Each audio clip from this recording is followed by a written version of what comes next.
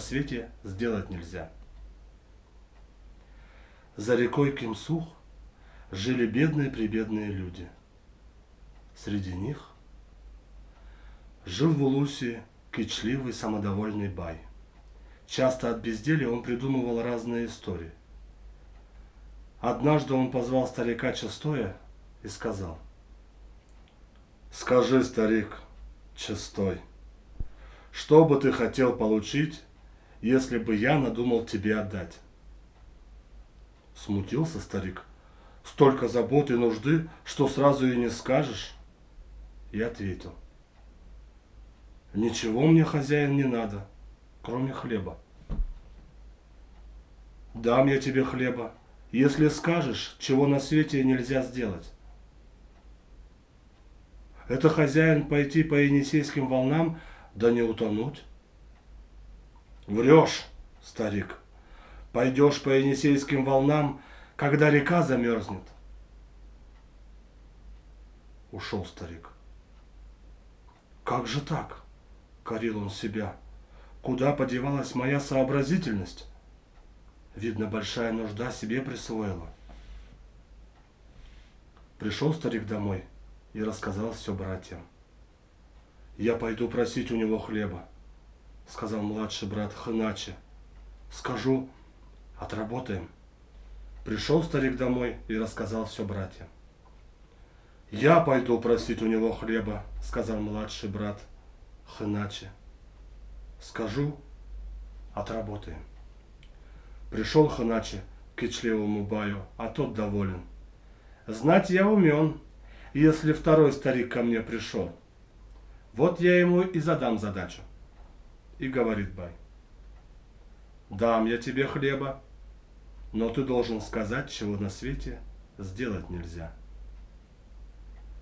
«Это, хозяин, на небо взлететь». «Врешь, старик. Век прожил, а ума не нажил. Ты с земли пришел, на небо и уйдешь. Нет хлеба.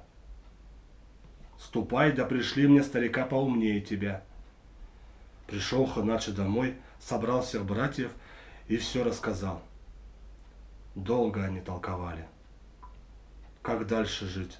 Послушал их самый младший брат Молак и сказал: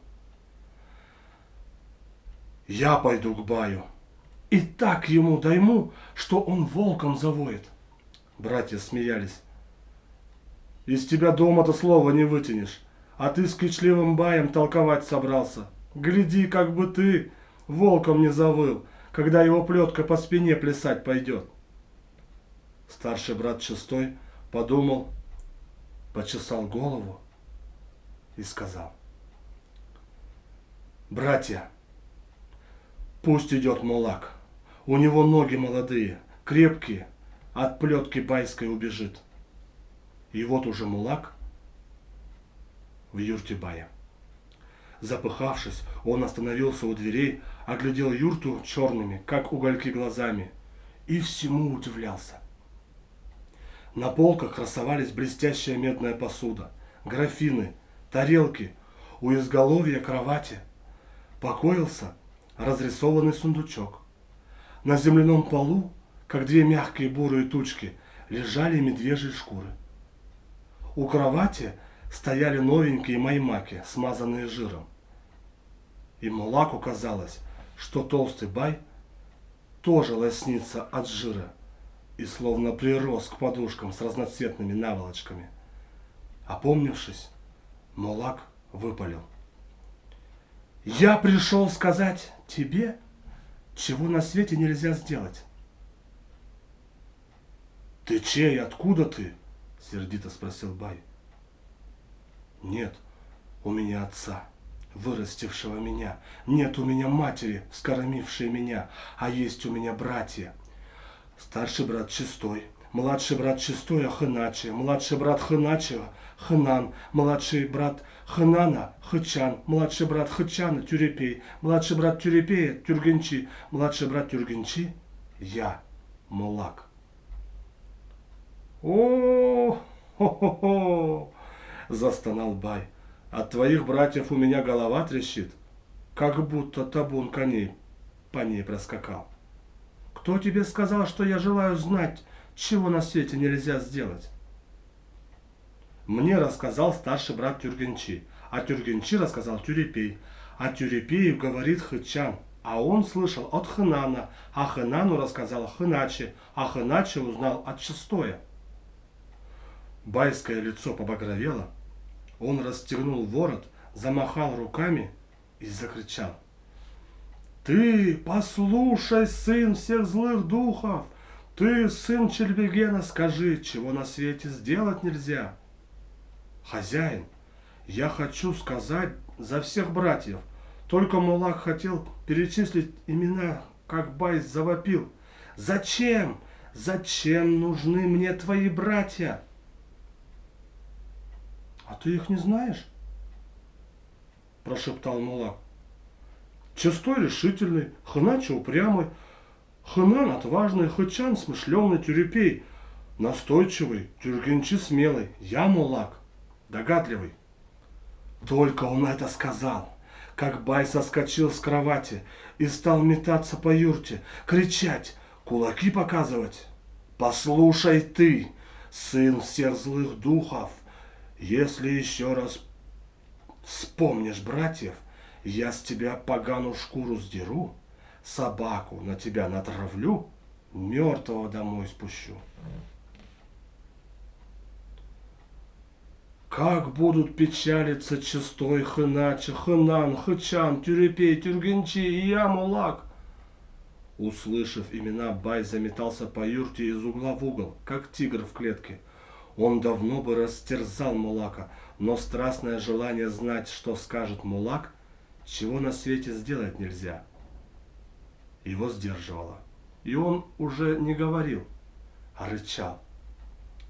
Говори, говори, пока цел, сын семиглавого летающего чудовища Чельбегена и черта Айне.